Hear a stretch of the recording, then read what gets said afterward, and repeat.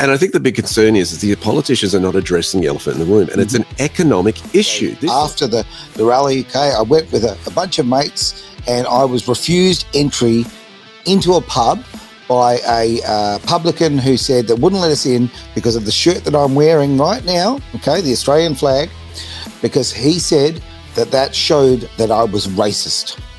And apparently it was an immigrant pub and we were not welcome.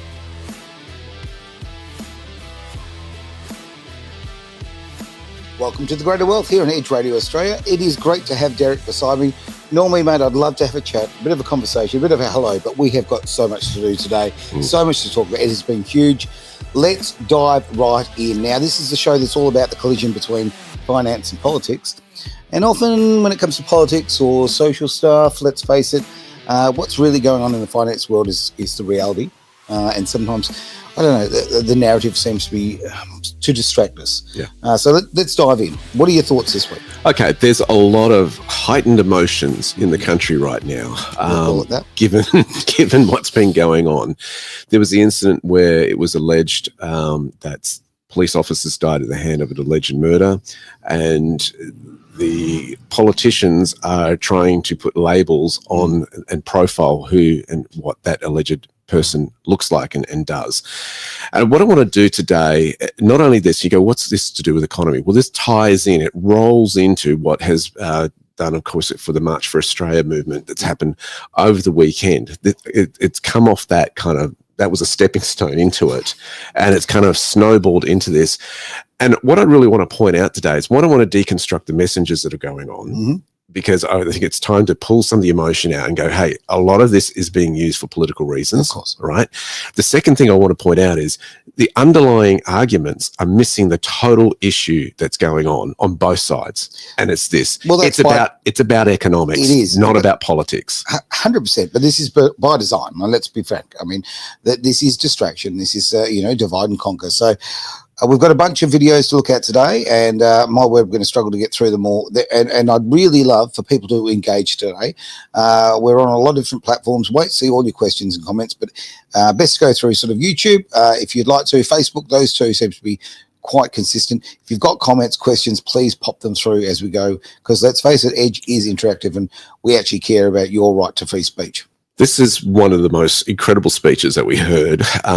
Jacqui Lambie, representing, of course, Tasmania, on what she's going on. And it really, for me, highlights where the politicians' headspace is right now. Take a look at this incredible video. Do I have to? We have got a problem with these so-called sovereign citizens, I'll call it, because I have the courage. They believe that the Australian government, all of us in here, are illegitimate. They believe that the rules and the social norms that the rest of us have to follow do not apply to them. And according to the Australian Federal Police, there is a history of Australians identifying with these ideas and setting up micronations. They're nuts. So what I want to do is, what's happening in this speech is that she has labelled a they, okay, a group of people. And it's important to deconstruct narratives here, because this is people, we're storytellers. Sure. Our history shows that we're storytellers. The reason we have movies is because we're storytellers. Our culture is full of stories, okay? This is a narrative that is coming out. I want to deconstruct it. So what she's already done here is an opposing view to the mainstream view, that is the government, is a they. And I'm not backing either side here. I'm just deconstructing what's going on in terms of emotion, because this is a highly emotional speech, which represents a lot of emotions that are going on. Okay, so the sovereign movement is what she's pointing out here. And she's encapsulating what she believes is their main focus and what it is and what they stand for. Okay, because clearly she knows, because she knows all about it. She's done the research. All right, tongue is in the cheek there. They lived in small communities and regarded by law enforcement as being largely harmless. And then COVID-19 hit, and the government's response, lockdowns, mandatory vaccination combined with mis and disinformation on social media absolutely turbocharged the paranoia where it's now right off the charts. Okay. That events that she's referring to that happened 5 years ago were highly emotional things, and were very debatable politically whether they were infringing on people's rights of movement, freedom of expression, and freedom of speech. And so it's taking on the position, the posturing of they were all wrong and they were nuts. That's what's being labelled here. Yes, we're right. We are the correct information. I'm speaking on behalf of Jacqui Lambie here as the government. We're right, you're wrong. And if you disagree with us, you're nuts. Or it was misinformation. And this is the whole problem with the misinformation argument, is it's assuming that I'm right and everyone else is wrong, which is very much has become the rhetoric of the left. So I think it's important to highlight this and where this is coming from. Very much agree. Let's see more. According to the AFP, these groups are organised, they have informal leadership structures, and they find common ground with the anti-vaxxers. Far-right. So now we're linking into another group of people, groups of people, far right. Now that's a label, all right? Anti-vaxxers, that's another label. And I think the problem with that argument is that a lot of people who question vaccines in that period that she's referring to weren't necessarily identifying as anti-vaxxers. They were just going, I'm not comfortable with how quickly this is being rolled out. I'm not comfortable with that this is being tested properly. And when doctors can't explain to me what's in the vaccine, I've got an issue with that. And what are the side effects? And people are going, we don't know what the side effects are because we've rolled it out so quickly. That's right. So again, grouping people with these labels is very, very dangerous rhetoric. Well, she's added so many of those labels to so many people and grouped them together. Yeah. And these people, we're individuals. So she's put the sovereign movement together, the anti-vaxxers together, and then the far-right extremists together, all in the one group, which is an interesting play by the left here. Very much so. Let's have a look. Far-right groups and conspiracy nut jobs, because there's no other way to put it. Great. There's another label. So she's called those groups conspiracy nut jobs. Speaks for itself. If you have an alternative view, if you question the mainstream narrative, you're a conspiracy nut job. That's what's being spoken here. Right. But I tended to think that in life, it was important to question things. It was important to know why. I mean, the whole idea of, I always remember, trust the science. Well, what is science? Science is asking questions. That's what we need to do. So for those who have, you get labelled. That seek to blame governments and institutions for their lot in life. I got a lot of this heat over COVID just because I came out and said that vaccine mandates were about keeping people safe and alive, especially our elderly, because I'm all about putting Australians first. Okay, great. Let's stop there for a minute. Those who question the mainstream narrative also copped a lot of heat and were called the labels that we've just heard, and also questioned as being un-Australian for doing that. And I'm not backing either side here, but I want to see, hey, listen, there's a balance here, guys, that's not being presented. The hate and abuse that came through my office was absolutely disgraceful. No doubt they will start up again after this speech, but we will need to call these people out. You have to show some courage, and where appropriate, we need to actually get them help. They need help. So you need help.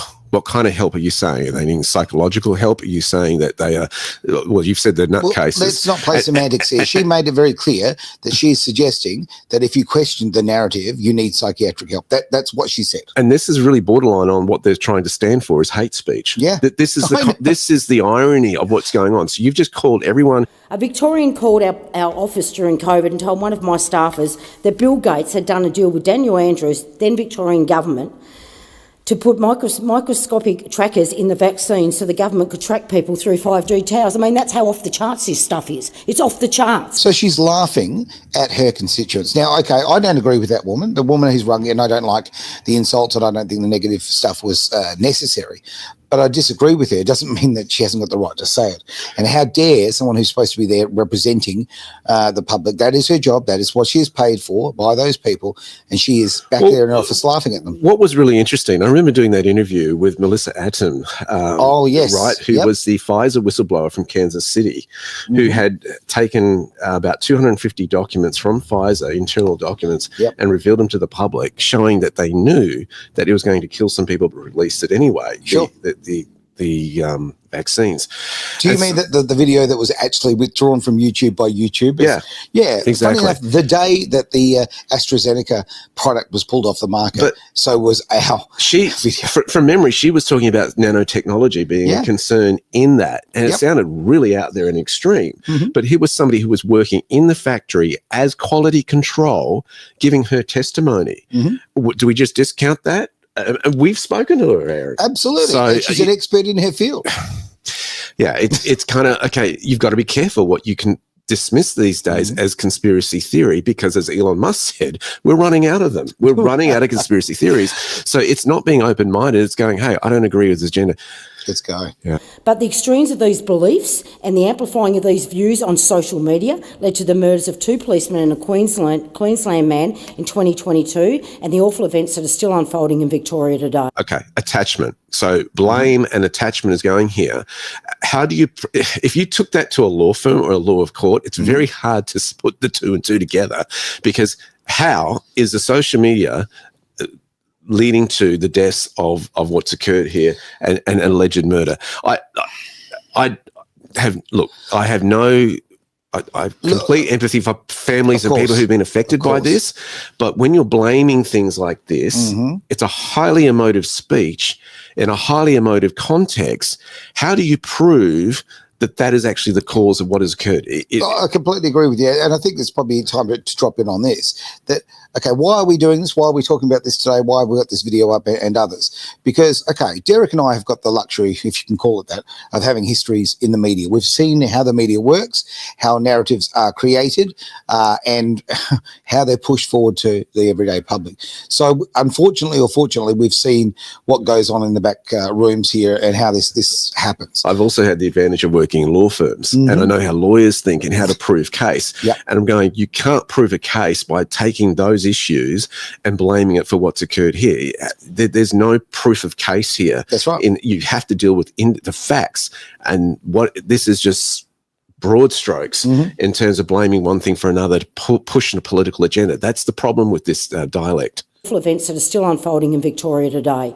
And it's about time that we started putting real pressure on the social media companies to control the mis and disinformation that these algorithms pump out. You're not doing anything. That's the problem. Yeah, well, hang on. Did you just say that you'd like to censor the internet? Did you just say that you actually just want to squash and control free speech? Pretty sure that's what I heard. What did you hear, mate? That's the biggest concern with these acts, that like misinformation acts that they are trying to do, is squelch the voice that stands for truth. And we want to control the narrative. Again, it's all about narrative. We sell narrative, and that's what's going on here. Let's give Jacqui the floor. That's the problem. In 2012, Facebook said its mission was, listen to this, and I quote, to expand and strengthen relationships between people, end quote. 13 years later, nothing has happened but the opposite. And Facebook, with other social media companies, including YouTube, all they do is fanning division and hatred within our communities. Extreme examples of this include the January 6th attack on the Capitol building in Washington in 2021. Yes. Before we get into the January 6th stuff, I will give her this. I do believe that the algorithms have segregated society. I don't disagree with that. I actually think she's right there, and I'll give her that, because I think, it pushes us. If you think oranges are better than apples, then you're going to see videos about oranges. Whereas if I think apples are better than oranges, then I'm going to see more videos on apples. Well, so like I mentioned before on this show and others, a friend of mine Googled the exact same thing, one man, one woman in the exact same room at the exact same time, and got completely different answers. So you do get lied to by these search engines. It's just a fact, and the algorithms are there to suit you. Now she's pulling in a highly emotional act in the United States on the whole question of whether that election was stolen from Trump or not. Again, that's a big call. Is she qualified to do this example? Hang on, why is Jacqui Lambie, from Tasmania, who is a senator in the Australian Parliament, why is she making a political comment about the US when it comes to, isn't her job to look after people of Tasmania? Now, I understand that social media reaches across the globe, and there are different views across the globe. I get that. But to just dismiss that all that stuff that went down was wrong is presumptuous in my view. Yeah. When Americans who believe Trump's lies that the 2020 election was rigged stormed the Capitol building, their own, and seriously wounding American Capitol Police. Since we got social media, we now have more countries in the world run by dictators. Work that one out, where people don't get free and fair elections and the civil rights that we enjoy. All right, what it's ignoring is the CCTV views of the Capitol that showed how it really wasn't that that inside the building, in the Capitol building, it wasn't that riotous. They were calmly walking around having a look at things. It's like going for a tour. Yeah, and So, and not only that, but the security was showing them around and opening doors for them. And you got a guide with that tour. You got a guide with that, and that's ignoring that whole narrative. And it's actually captured on video. I've seen the footage, and it's been out there on social media. So it's ignoring that narrative. It's ignoring what actually happened. The facts. Those were facts that occurred. And that's the difficult thing in these narratives is we ignore certain facts and we put in what we need to support our case. This is a problem. Certainly. Social media companies know more about us than our governments do. They design their algorithms with one purpose in mind, to increase us clicking and increase their profits. It's just about money. They don't give a stuff about who we are. If these algorithms can be so targeted, why can't they target mis and disinformation? Instead of the algorithm that sends Australians down these rabbit holes, serving them up more and more conspiracy theories that make them more afraid and more paranoid. We still don't have laws in this country that deal with truth and political advertising. Now, this is really important. It's the next bit where she says, we don't have enough laws. In other words, we want to treat this with more legislation, which the danger of this is what they may be opposing. The other opposing view to what she is saying is that we'll censor the truth. You will define what is true and what is not, and what is information, what is misinformation. And I think what's been interesting is since Trump got in, I have seen a lot of the algorithms change, particularly on Facebook, where a lot of the stuff that was censored during 2020 to 2025 or 2024 is now making it on the streams and seeing this. It's quite noticeable. Very big changes. And this has got the left very, very concerned because of the influence of the United States, the legislation there. Well, but Jacqui wants more control. You can't lie about a product in Australia, but you can sure as hell lie in political campaigns. How is that leading by example and saying that is acceptable? Hang on, I think my power bill went down, didn't it? Did my power bill just go down? She just admitted that politicians lie. I know, that's kind of where I'm being a bit of a smart aleck there. Yeah, but did you catch that? Oh, geez. She just admitted the politicians lie and that there's no recourse for it. That is not acceptable behaviour. We need to get onto this. It is really time to put pressure on the social media companies and start talking regulation. What is your fear of social media companies? You lost control of social media when it comes to our kids, and if you think AI is going to be any different in the future because you're already miles behind, you are bloody delusional yourselves. Yeah, Australia is miles behind in AI, absolutely. And talking to someone who knows a bit more of the tech side of things, we don't have the power infrastructure to do so. Why? Because they've been pushing the green agenda, which doesn't give enough power for AI centres to actually work. Yeah. The funny thing about the whole green movement is it goes on about carbon. The plants need carbon to actually thrive. Of course it is. Right? It's recycled. I think I learned that in year 2 at school. Yeah. We breathe out carbon dioxide and the plants breathe in the carbon dioxide and produce oxygen, right? You could argue that there are more trees on the planet than there are humans who got overwhelmed oxygen, and then this is causing concerns. I mean, the whole argument is just flawed. I trust the science, though. That is the truth of the matter. You must get onto this. You must show some courage. Do you know it got so bad during COVID? I had people in Tasmania telling me that serum going into their arms was forming a microchip. Well, I've had my body x-rayed over time because of my back complaint. There are no microchips running around in my body. I don't think there's anything foreign in your body there, Jacqui, but I don't think that's going to happen. Well, did she get the jab? She doesn't admit that she actually got it or not. Well, that's interesting, because of course she didn't have to. She got an X-ray, but did she actually get the jab? I don't know. Look, whether she did or not, like as you said before with the interview that we did with Mel, the whistleblower in Pfizer there, this is tech that they've been talking about for a long, long time. This is tech that's very real. I mean, old Allan's been out there talking about it as well. I'm not taking sides on this. I'm just saying that what I can't believe is how closed-minded she is.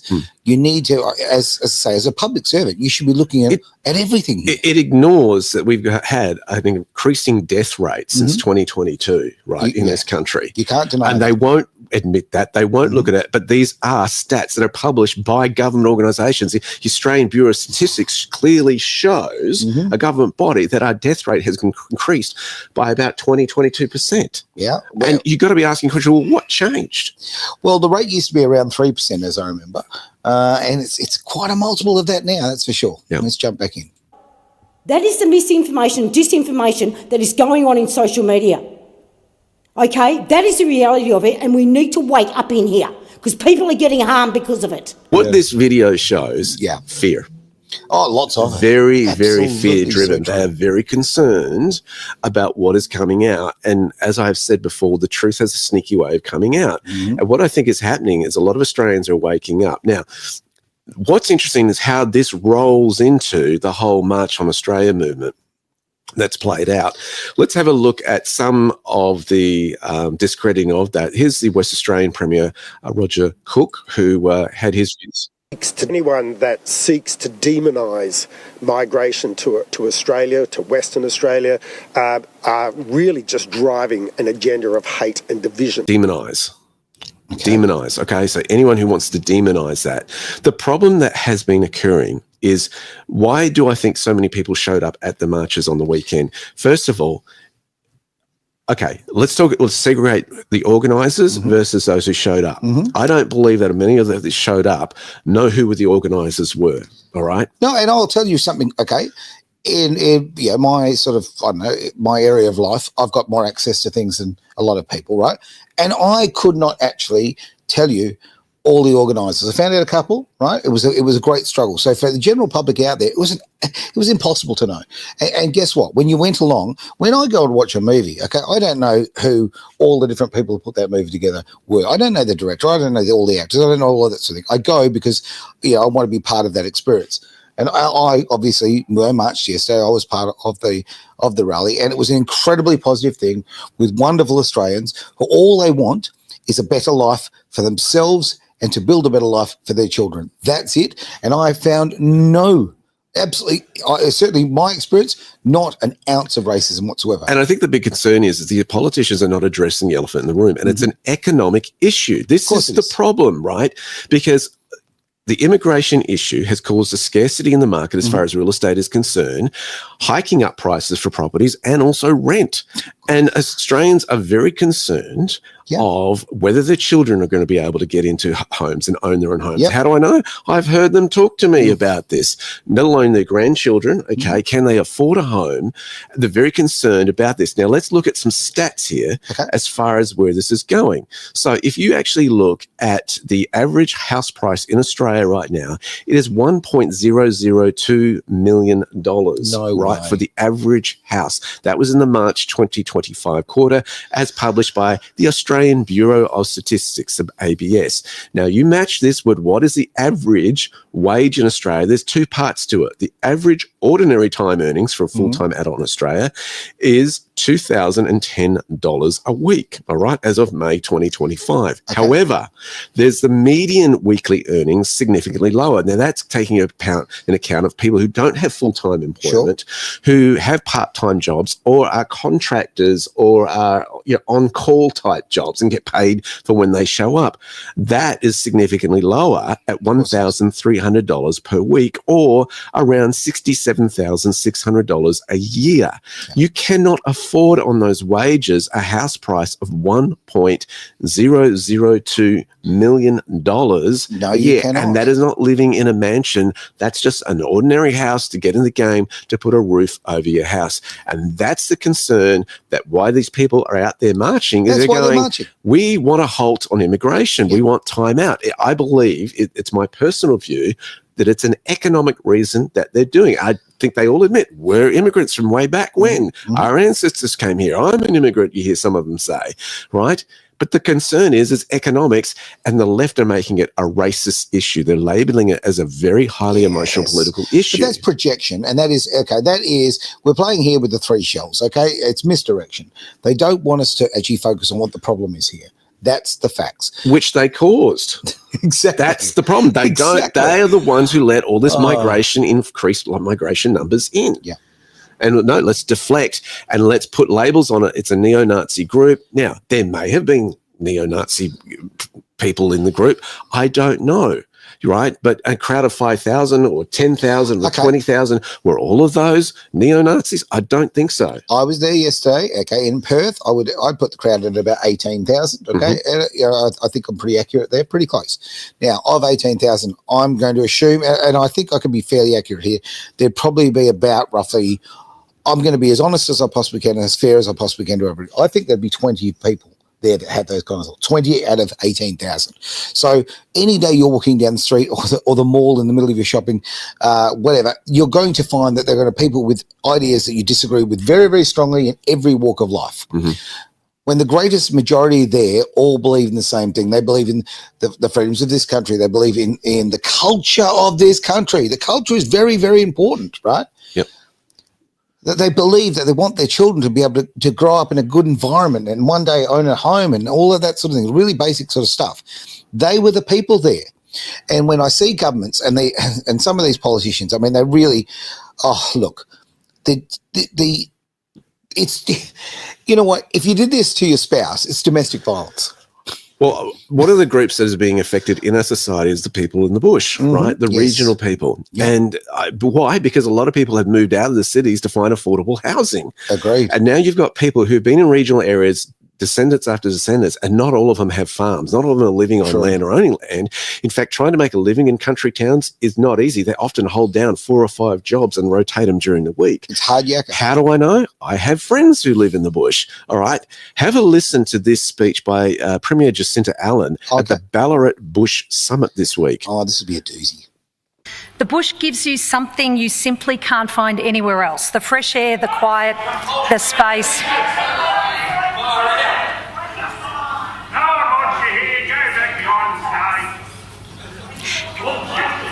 And the sense of community and connectedness. For me, as I raise my kids with my husband in central Victoria, for us it's heading out with the dogs and the kids into the bushland around our house, or starting my day walking through the gum trees. It's watching my kids climb trees, chase the dogs through the shrub, catch fish and lose themselves in nature. That's what grounds us. And if I could just maybe request, I know there's differences of views. One of the things that makes me proud of living in regional Victoria is I turn up and we turn up and listen and respect one another. And I simply ask,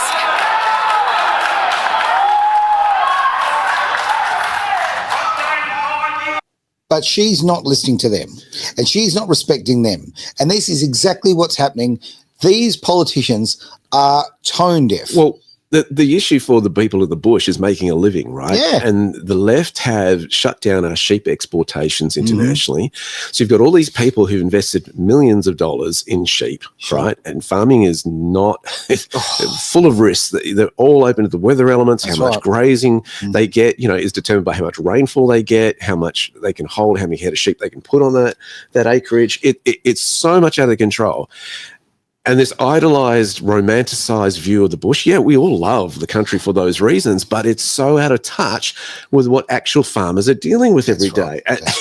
And you can hear that and going... And you see it in their faces. She doesn't know what she's talking about. It's economics. Again, it's economics. Oh, shall we hear some more virtue signalling? Let's hit the button. And I simply ask if I can conclude my remarks, and I do so with great respect. And I hope those here today can show respect to others who may be tuning in and allow the proceedings of the day to show the best of country Victoria, to show the best of country Victoria.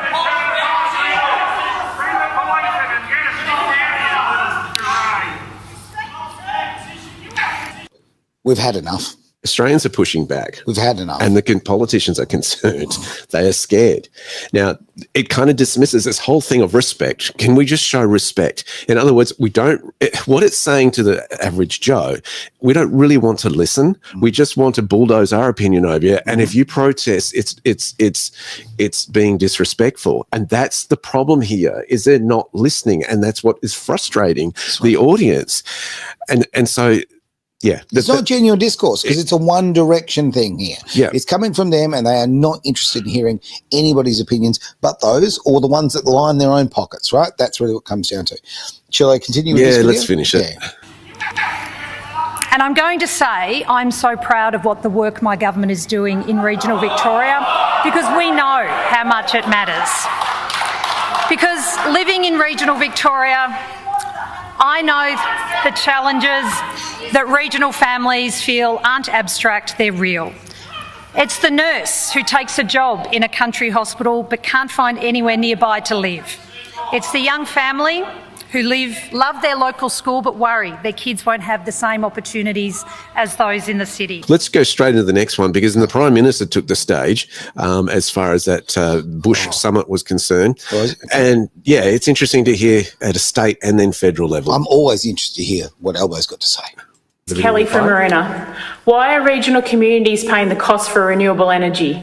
Where is the social licence? Where is the regulation to protect our communities, value our farmland and preserve our environment? How can state and federal governments justify enabling companies like Squadron Energy to tear our communities apart? So thank you, everyone. So that's Kelly Gelly, who's from Maruna, which is about 100 clicks west of here.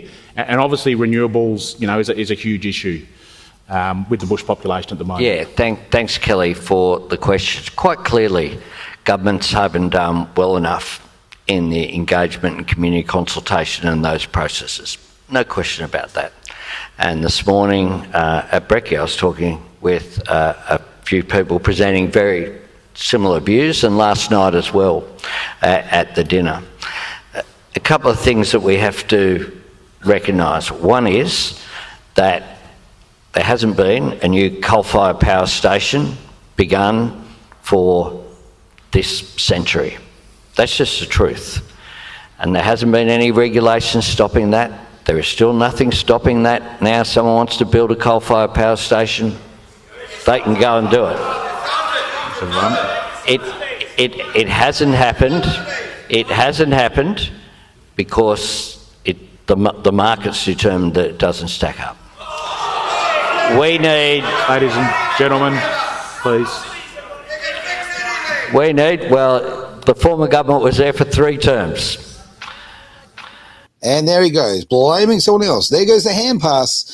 Oh, Albo. Yeah, I actually, I want to fact check him on that. I actually think there may have been a coal station that happened recently, within the last this in the 2000s. Okay. Even if he's actually correct, the fact of the matter is, why have there not been new ones built? Because of the red tape, the green tape, the black tape. They make it so impossible for people to do business. And these businesses are very important for the employment, for the absolute health of these country areas. And the issue too is that they're not maintaining them to the standard they need to, because there's economic concerns that they're going to move away from them. And so why would a business owner take that risk if they're going to be phased out and putting all that infrastructure in? So true. Now, Natalie Jackson popped in with a comment in a moment. Go in and you suck, Albo. I'm going to pop it back on the screen, so just enjoy saying it because it's so true. Never true a word spell, sort of said in jest. Nothing happened. So, please, audience. So, we do need energy, and the cheapest form of new energy is renewables. Now, that's a lie. That's a lie. Now, okay, but hang on. Jacqui Lambie earlier did say that it's okay for politicians to lie. It's no problem there at all.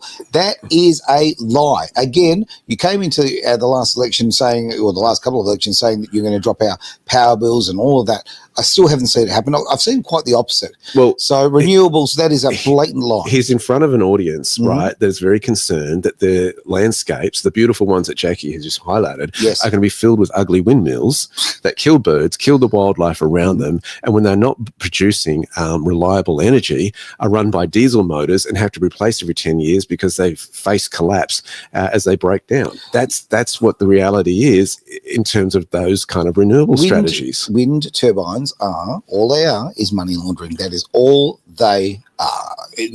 There is so much evidence out there to show that. We've covered this with fantastic shows here on Edge, Martini's Eco and Country Bites. That's been covered. There is just nothing that actually shows that they're sustainable. In fact, everything shows that they're nothing but a scam. So that's the first point that I'll make. Second point I'll make is that climate change, the science told us that climate change was real. Ladies and gentlemen, we'll have to stop if you keep interjecting.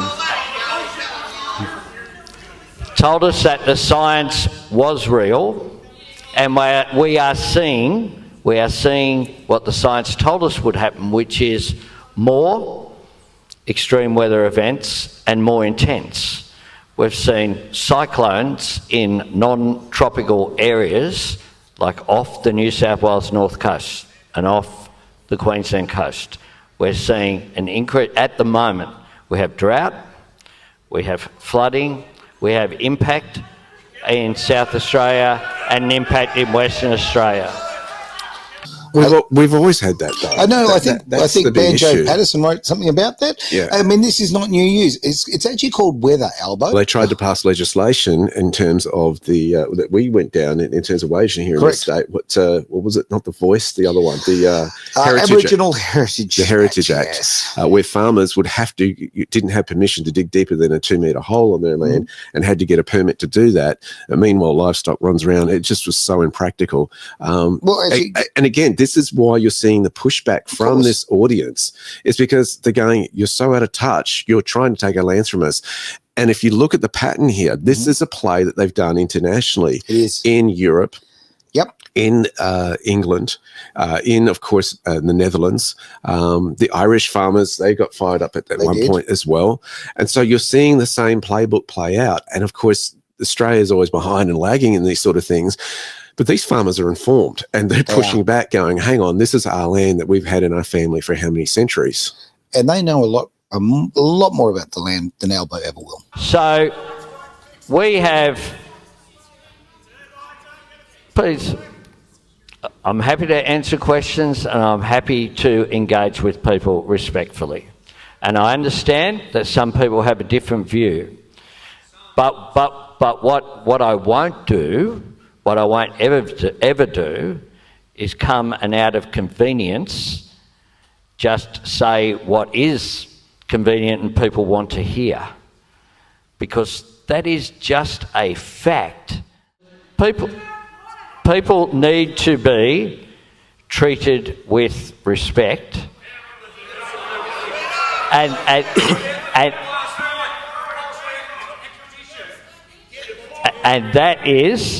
that is what I am doing through my presence here, and I'll continue to engage, but I won't bullshit people.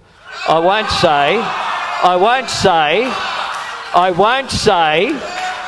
come along and say, we're going to do something with new coal-fired power stations when it didn't happen, and I'm not going to come along and say the solution is something that might happen sometime into the 2040s, which is what the previous, the opposition's nuclear plan was about.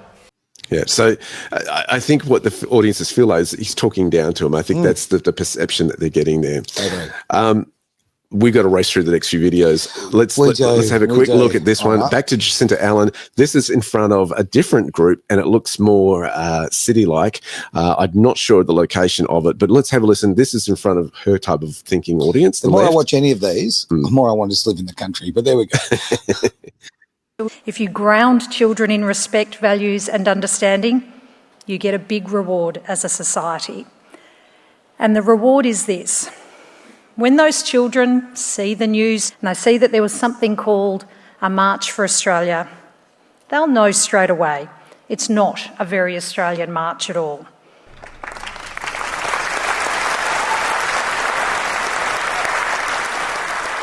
It won't look like the Australia they know, because Australia isn't a place where we spread hate and fear about foreigners. Australia is a nation of foreigners, just like that wonderful song says. From all the lands on earth we come. And Australia isn't a place where we walk with Nazis. Australia is a place that went to war with Nazis. No one who has ever tried to divide this country has ever succeeded.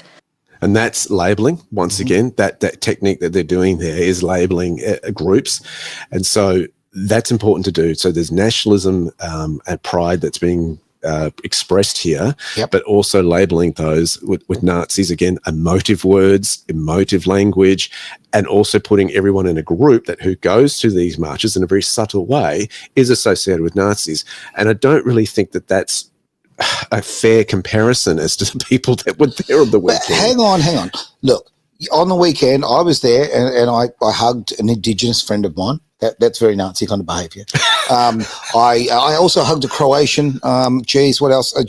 Every nationality known to man I had a hug with, right? This particular Indigenous friend of mine, we've known each other for years. She's absolutely love her to bits. And it's so hurtful to me. Like, there's literally a tear in my eye as I say this, because it hurts me to be called a racist for a person for loving my country. And obviously something happened later in the day that some people know about for my social media, which is extremely distressing, I guess, about what's happened to this country. But you're right, mate, this language and the way that she's grouping us all together. As a person who was there, who was part of it, who was celebrating what's wonderful about this country, I do not appreciate being called a racist by this woman. I'll give her this. She's in front of an audience that's favourable. She was in front of an audience that was unfavourable before. Okay. But I'm trying to deconstruct the language here, and I'm saying, guys, this is an economic issue, right? People feel like they can't afford their houses anymore, put a roof over their heads for their roof over their families' heads in terms of rent or owning land. Yeah. And this is it's an economic issue, but it's labelled as a racist issue. And I think that's the rhetoric that Australians are trying to get through. And the farmers, we like to say, have a fair go. I don't think the farmers feel like they've had a fair go because you listen to them in that room, right? So, yeah, let's... This is just primary, full stop. This is gaslighting by your government, right? Simple as that. Because the promise of multiculturalism is so much stronger. They stand for fear, we stand for fair. They stand for conflict, we stand for confidence. They propose that you live your life on their terms, while we propose that you live your life on yours. That is how we protect social cohesion. Now, that's a problem, because how many years ago were there lockdowns and mandates and censorship, and those who wanted to live life on their own terms were told they couldn't? That's the problem. Now, I know that it was a Liberal federal government at the time, but there were Labor state politicians in place that were enforcing those rules heavily in some states. So both parties have to take responsibility for their actions here. And this is where the delusion, the differences between Labor and Liberal have been dissolved into one melting pot, where they are coming across to many Australians as representing the one thing, and that is bureaucracy. That's and right. authoritarian bureaucracy at that. And so that's the problem they've got here in Australia. It's an economic issue. It's not a political issue. You're right. Follow the money, right? We'll find the answer. By having a strong society. And I know multicultural Victoria is so not part of the problem. It is part of the solution. And my vision is clear, and I put it to you with purpose this evening. Sorry, I just want to butt in. Is their solution, is it the final solution? Just curious. Anyway, I don't trust these speeches. Actually say a lot, because really the things that they bring up, you go, well, why? You have to ask. The question you have to ask is, why are they bringing up that topic? Why is that an issue? Every Victorian matters. Every Victorian belongs. Every Victorian is equal.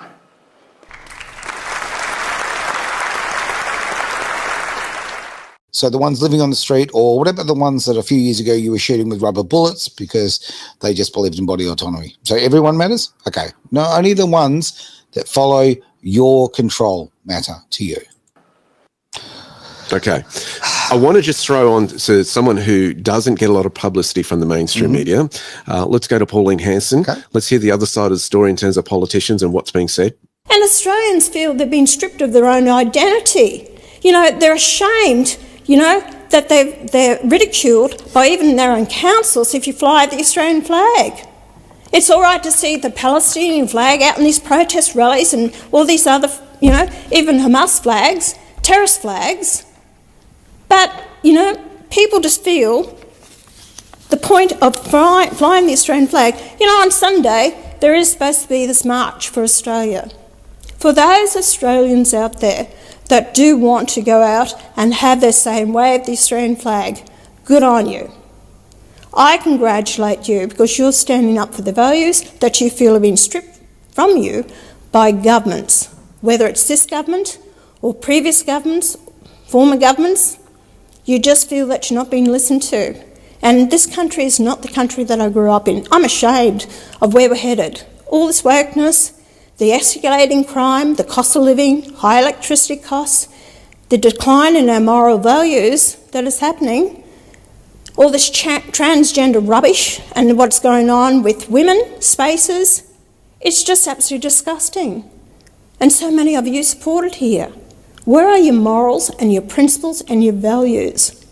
I can't understand it. That we're supposed to represent the Australian people. The decline that I see in my nation, and I feel sorry for those men and women that have fought and sacrificed their lives to give us the democracy and give us a nation that we should be also proud of.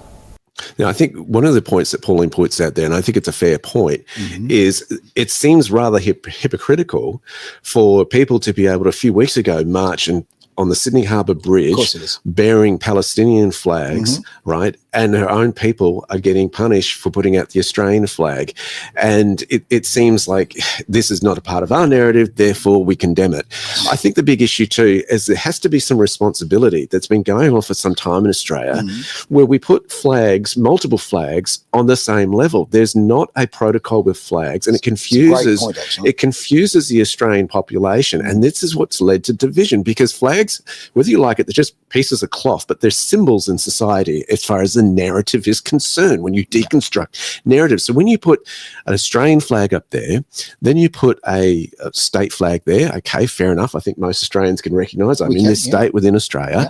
But then when you put the Aboriginal flag on, it's going, okay, now you're putting this issue on the same sort of, and let's be honest, it hasn't been the equal for the Aboriginal people, okay, right? Yeah. And then you wave at a university, you put on an alphabet soup type flag, right, and say that's on equal level. Australians are getting angry because they're going, this doesn't represent who I am. No, it doesn't. And, okay, I'm going to throw in the personal element.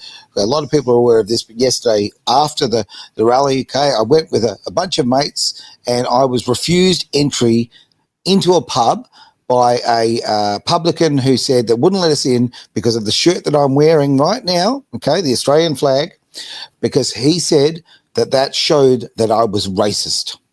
And apparently it was an immigrant pub and we were not welcome. This is my country. It's also his country. It's all of our countries. And we have a right. If I was being unruly, if I was being disruptive, any of that I completely understand. If I was being drunk and disorderly, although I had nothing to drink at all, at this stage, I'm walking into the pub.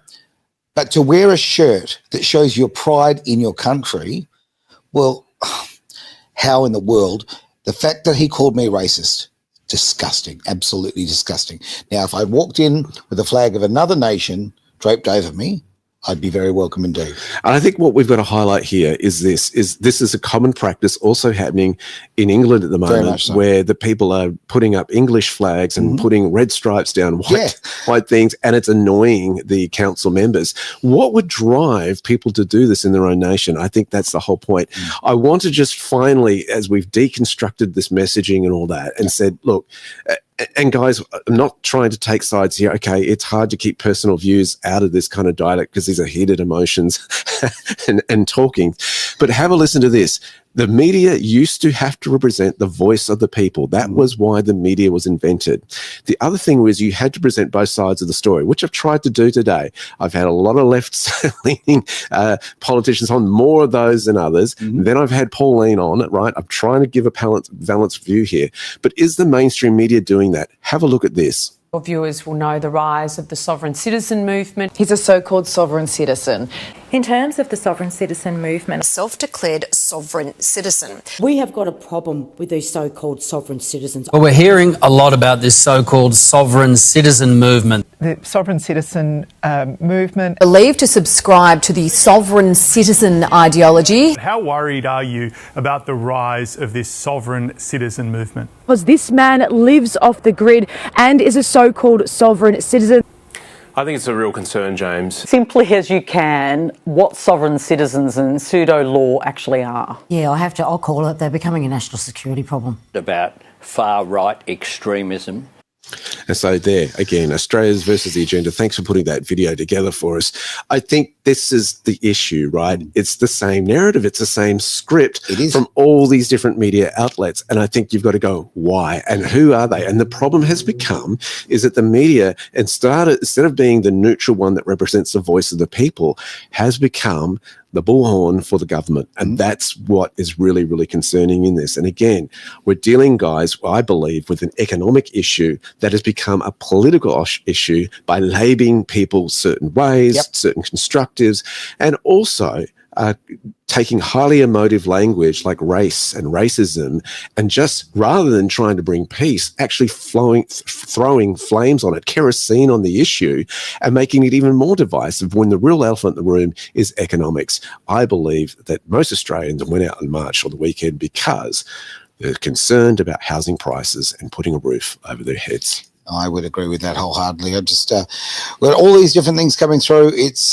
been a lot to talk about today, and I really appreciate it. Would that be your closing statement for the day, mate? It is. It is. I thought I'd better double check. I mean, look, for myself, I'm a very, very proud Australian. I love this country very much. And I think that, and I've watched my friends leaving this country recently because it has become a place where raising a family has become, a great struggle, a great struggle. It's affected you personally. It really has affected me personally, and has affected my children, what's been going on with different agendas that are going on. So, my thought is, and something I really want to push forward, is when there is another one of these rallies, go. Don't be put off. Don't listen to the mainstream media, the corporate media that are paid to sell propaganda. Get out there, show your colours, show the fact that you are very, very proud of the people you surround yourself by in this wonderful, wonderful country. Can I make one comment? Most definitely can. I know that was my final comment, but I think the question is, and something that I always did as a kid was ask why. And one of the big questions I'm going is, why are they saying that? Yeah. Why are they bringing this up? And when you dig a little bit deeper, you then start uncovering different things. You're going, well, this matches with that. And you can see how different things are aligning here. And that's what the real agenda is. And I think that's what you've got to ask is why. Yeah, totally agree. Thank you for being part of the Greater Wealth here on Edge Radio Australia.